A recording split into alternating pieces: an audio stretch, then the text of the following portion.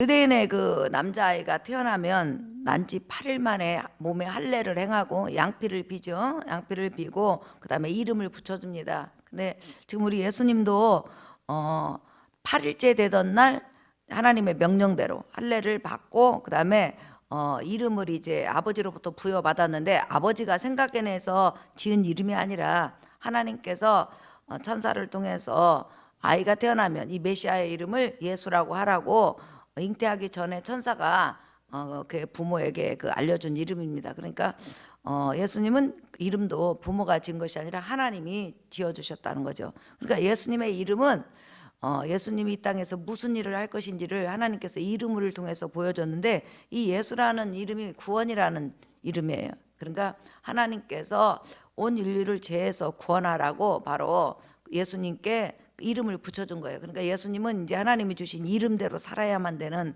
그런 사명을 가지고 태어났습니다.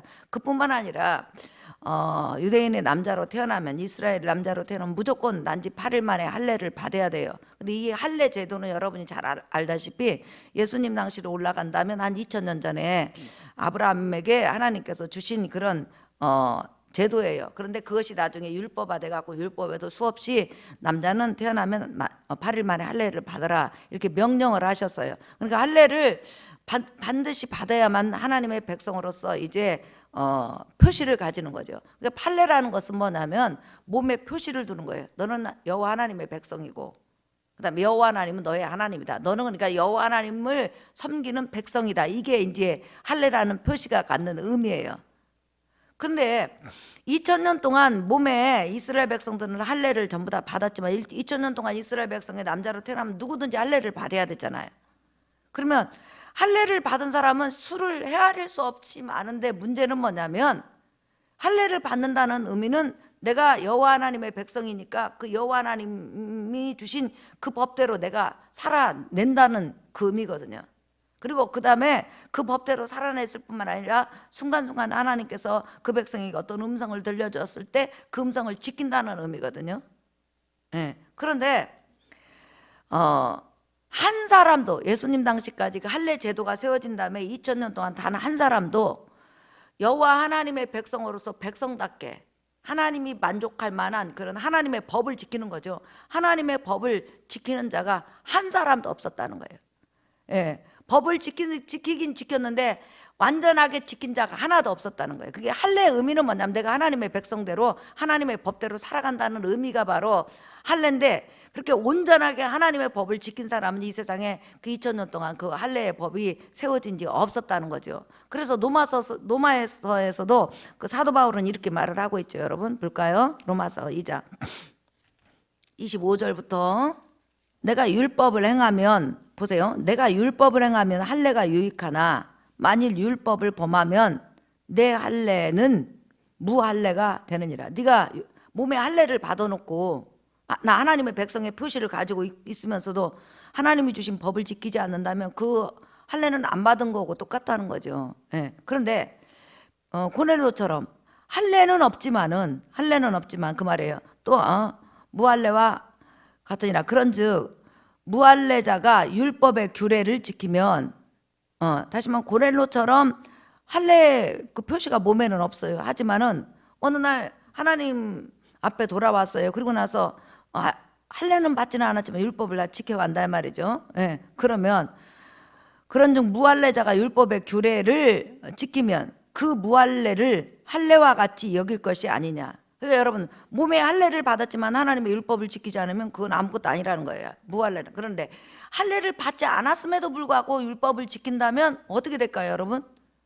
율법을 지키는 거와 같다는 거죠. 마치 할례를 받은 사람과 같다는 거죠. 그러니까 할례라는 것이 몸에 표시만 있는 것이 아니라 진짜는 그 의미가 뭐냐면 하나님의 백성답게 살아라, 율법을 지키며 살아라, 너는 하나님의 백성이다, 구분되게 살아라, 이것을 그 백성들에게 깨우쳐 주시기 위해서 몸에다 새겨놓은 거예요. 근데 유대인들은 대부분이 몸에다 새겨놓은 율법은 있었지만, 문제는 할례는 있었지만 율법대로 살지 않고 우상을 섬기면서 살았다. 그것을 여러분 유대인의 그 4000년의 역사를 통해서 여러분이 알 수가 있죠. 자, 한번 보겠어요. 27절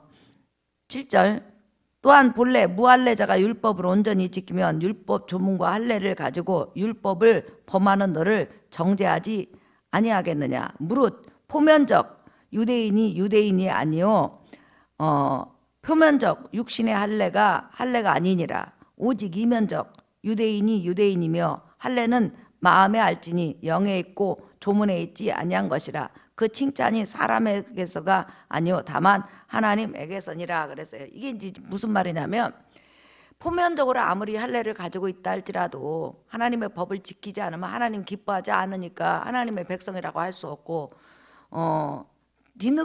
뒤늦게 이런 하나님의 말씀을 깨달아서 들어오면서 그냥 하나님의 법을 지키려고 노력한다면은 그 사람은 할례를 받지는 않았지만 오히려 하나님의 백성에 가깝지 않겠느냐, 이렇게 말을 하면서 진정으로 하나님의 백성이라면 몸에 할례도 있어야 되지만 마음으로 또한 삶으로 율법을 지켜 나가야 된다 이 말이에요. 근데 지금 오늘 중요한 것은 예수님이 지금 태어난 지 8일 만에 율법대로 할례를 받았다는 거예요.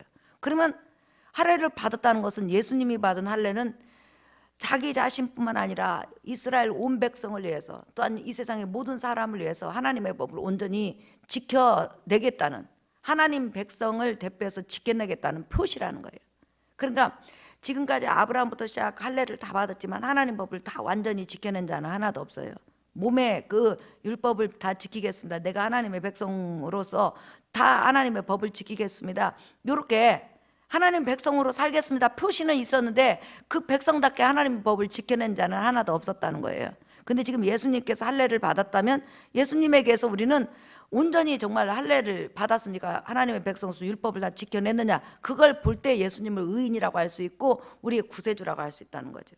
근데 성경에서는 예수님께서 마태복음 5장 내가 율법이나 선지자를 폐하러 온 것이 아니라 완전케 하러 왔다, 내가 완성시키러 왔다, 그렇게 분명히 말씀을 하셨어요. 그리고 나서 예수 그리스도께서 십자가에 죽으시고 부활하시고 승천하신 다음에 성령을 통하여서 사도 바울이 복음을 전할 때 예수님에 대해서 이런 말을 해요. 자, 여러분 볼까요? 자, 설교 결론이에요. 로마서 10장 4절이네요. 로마서 10장 4절. 우리 같이 읽어볼까요? 시작. 그리스도는 모든 믿는 자에게 의를 이루기 위하여 율법의 마침이 되시니라. 그랬죠. 예수 그리스도는 모든 믿는 자에게 의를 이루기 위하여 율법의 마침이라는 것은 이 원문의 완성이라는 뜻이에요. 율법의 완성이 되시니라 그랬어요.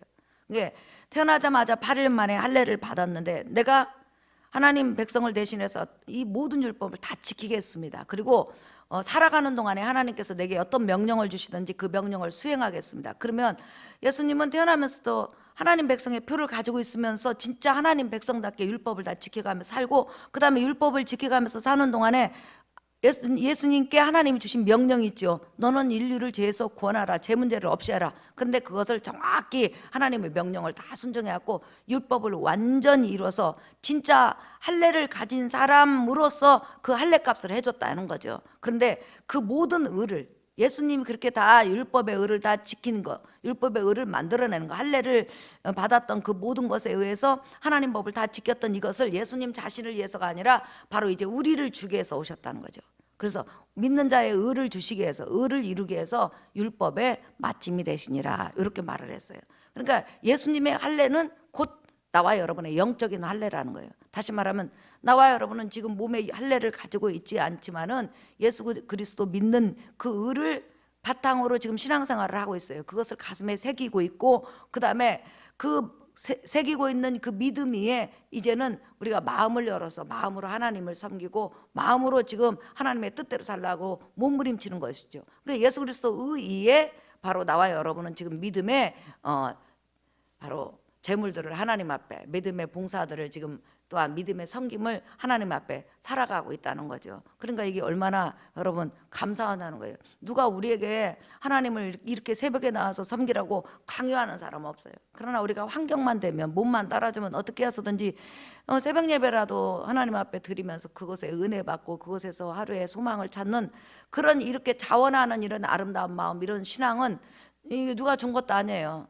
바로 내가 영적으로 내 속에서 예수 그리스도로 말미암아 죄를 몰아내고 그 다음에 내 안에 들어오신 성령이 끊임없이 하나님을 섬길 수 있는 자유로운 그런 마음을 주셔서, 또한 자원하는 마음을 주셔서 우리가 이렇게 변화되고 변화되는 삶 속에서 하나님을 예배하게 되는 것이죠. 근데 이 모든 것이 바로 할례를 받아서 율법을 완성시키신 예수님의 은혜요, 예수님의 덕이라는 거예요. 그러니까 우리는 예수 빠지고는 인생이 아무것도 아니라는 거예요. 항상 우리 삶 속에 기본은 누구냐면 예수 그리스도의 의를 바탕에, 예수 그리스도 헌신을 바탕으로, 예수 그리스도 구속을 바탕으로 나와 하나님 앞에 서 있다는 거예요. 그렇게 서 있는 사람에게 끊임없이 성령이 오늘 하루도 또한 우리 삶 속에서, 우리 영혼 속에서 말씀을 통해서, 간증을 통해서, 우리 삶 속에 통해서, 삶을 통해서 이끌어 가신다는 거예요. 오늘 하루도 거룩한 성령이 여러분의 삶을 이끌어 가실 걸 믿으시기를 바랍니다. 분명 오늘 하루 좋은 일이 일어날 거예요. 찬양을 들을 때, 또 예배할 때, 말씀 들을 때, 대화할 때 분명히 성령의 놀라운 역사가 여러분 속에 일어날 줄 믿습니다. 자, 기도하겠습니다. 살아계신 하나님 감사합니다. 오늘 예수 그리스도 피와 살, 예수 그리스도 전 일생에 대해서 우리는 지금 묵상해 가고 있습니다. 거룩하신 하나님이, 성자 하나님이 인간이 되셔서 하나님 할례를 받고 또한 그 할례를 받은 표로 전 생애를 율법을 다 지킴으로 내 대신 지켜주심을 참으로 감사를 드립니다. 그래서 그 율법의 의를 가지고 우리가 하나님 앞에 이렇게 당당히 믿음의 의를 가지고 섰습니다. 오늘 하루도 찬양 드렸습니다. 또한 말씀을 사모했습니다. 오늘 하루도 이제 또한 기도할 겁니다. 그 기도 제목에 응답하시고 우리의 삶을 평탄케 하여 주시옵시고, 우리가 기도하는 우리 가족뿐만 아니라 우리 삶의 경내가 은혜로워지고 또한 회복이 되어지고 또한 기적이 일어나는 복된 하루로 축복하여 주시옵소서. 예수님 이름으로 기도하옵나이다. 아멘.